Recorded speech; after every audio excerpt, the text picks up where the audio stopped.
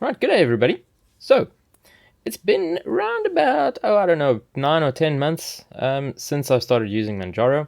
It feels like it's a lot longer. I've really become accustomed to it. And as a lot of you would know, my goal was to check whether it's an easy to use Linux distribution for like someone coming from Windows that's not too technical. And for the most part, that is true. It was easy to start gaming.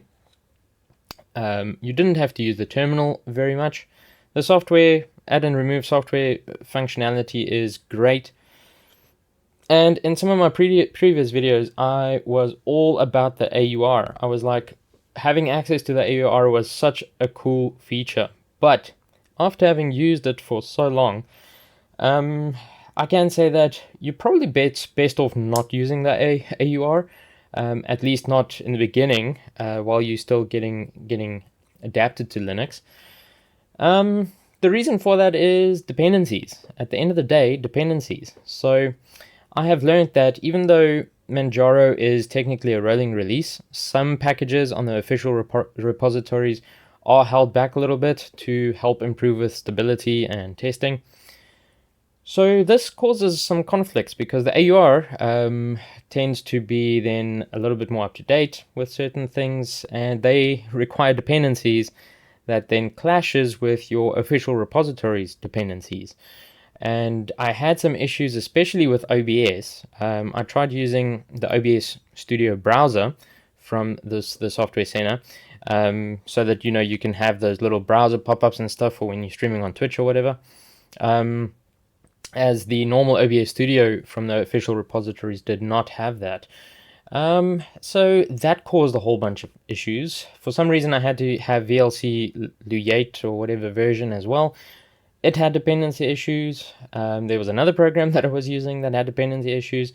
So at the end of the day, I managed to resolve the dependency issues after many searching and having to use the software, the add and remove software feature to try and determine which dependencies it is, then searching for what software I was using that was using those packages, and then uninstalling them, and it ended up being the packages that was installed via the AUR. So after I installed most of everything that I installed via the AUR, then my dependency issues went away. I also actually had to jump into the terminal, and I had to use Pacman to resolve some issues there as well. So yeah, not ideal. I really thought in the beginning, like, wow, it's amazing having access to all this sort of cutting edge technology, but you know what? For the average like user coming over from Windows that just want to like use Linux as like a productivity or gaming thing, and they're not really too technical, I think they would have had a hard time resolving a lot of those dependencies. So that's why I'm now going to say no.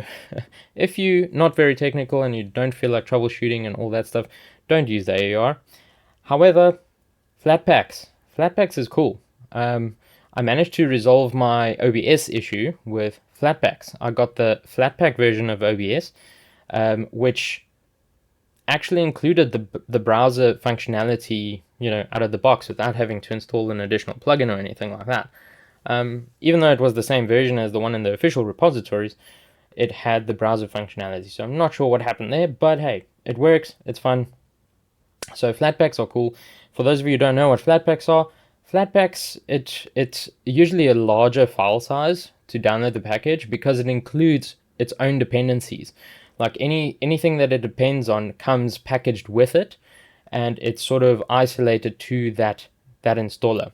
So let's say, as an example, OBS needs to use some FFmpeg features. If you get the Flatpak version of that OBS, it will bring in its own FFmpeg version that it will use. It's not dependent on whatever the rest of your system is running. So it sort of isolates the program in its own environment, if that makes sense. The name Flatpak is kind of cool as well because when you buy Flatpak furniture, it sort of comes with everything that you need. So same with these. That's why they're larger in file sizes as well, because it doesn't rely on any other software on your system. It brings its own. Anyways, that being said, what am I going to do now? I'm on holiday. Am I going to consider moving over to another operating system or distribution, I should say? Maybe I will. I've really been eyeing the Fedora workstation.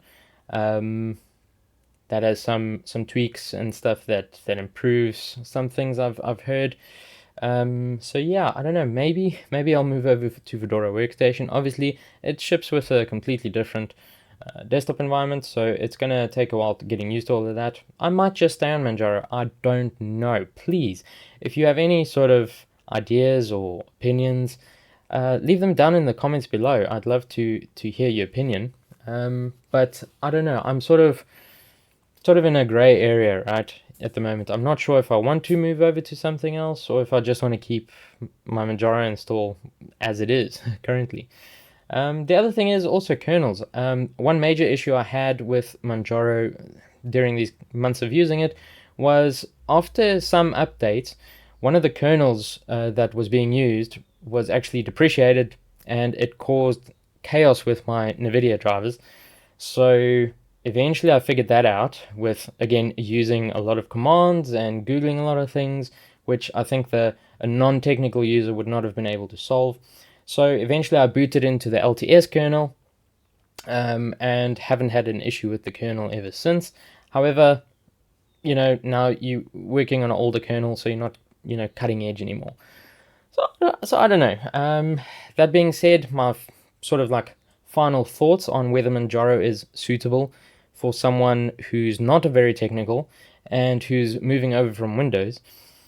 I would say probably no. I'm gonna go with a hard no because initially I honestly did think it was great, but after experiencing those issues that were quite difficult to solve, by the way, I don't think a non-technical user would have been keen to do that. I mean, I was in a TTY, checking different versions for graphics drivers and header files, all sorts of stuff, and that's how I eventually figured out that something's not lacquer with the kernel number.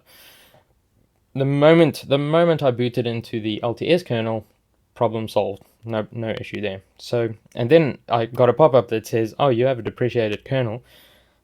Please go and remove it right away." So I did that, obviously. I think it was 5.16 or something like that. But my point is Manjaro still, in my opinion, a good thing or a good distribution for someone moving from Windows? No. Unless you're a very technical user and you already quite comfortable with working in command lines and terminals and running scripts and using Git and all that stuff, I would say probably no. I would go with something a little less cutting edge, that's more stable. So Pop! OS, I guess it is, or any of the latest gaming sort of orientated, specific gaming orientated distros would probably be better. Anyhows, that being said as well, Nvidia, seriously, I have had so much issues just because I have a Nvidia card. Everything from screen tearing in Firefox, screen tearing in other browsers as well. Whether you enable or disable hardware acceleration doesn't really matter. Whether you fiddle with like advanced settings, it doesn't really matter. It's an absolute pain in the butt. Games as well. There are some games that just keep crashing on Nvidia drivers, but on AMD it's perfectly fine. So it is an absolute pain in the butt. I am looking at getting an AMD card sometime soon, so hopefully that won't take too much longer. But yeah, so if you are thinking of moving from Windows onto Linux for gaming, or pretty much anything really, and you have an Nvidia card, maybe reconsider, or just consider swapping it out for an AMD card. Honestly, you'll have much less issues overall if you're running AMD. That being said, I'm nearly at the 10-minute mark here. I've been rambling a lot, but I just thought I'd share my thoughts and views after using Manjaro KDE for such a long time. Look, I still like it. If I get an AMD card, it would be fine. I would have little to no issues, but I just don't believe anymore that it is in fact a good distribution for a Windows person to jump into for gaming and general work. Right, well, if you liked this video, please leave a like, leave a comment, and subscribe. It really helps the channel out a ton. So thank you guys for that, and have a good one. Cheers.